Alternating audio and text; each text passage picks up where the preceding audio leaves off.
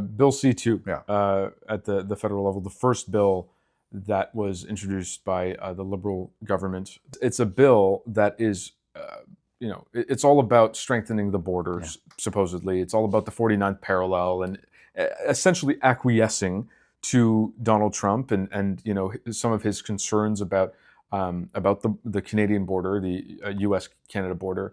But nested within this bill are a number of subsections that are deeply troubling, deeply problematic. I use the term draconian. Yeah. It gives new powers to staff, officials, to unilaterally alter immigration documents, to reject visas that have been obtained for reasons that are no more substantiated than, there are pressures on our immigration system, and so this is necessary, right?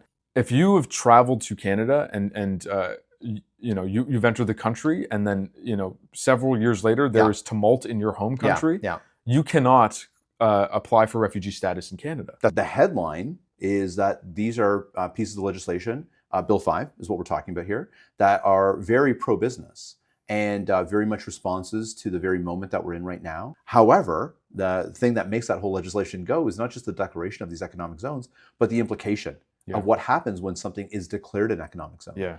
And that has real implications to the rights of those who are First Nations or Indigenous peoples whose land may be implicated. So we think about things like the Ring of Fire, but also to processes like environmental reviews, environmental assessments, Endangered Species Acts and things of that nature, which may have direct impact on even urbanized environments like the one that we live here in Brampton.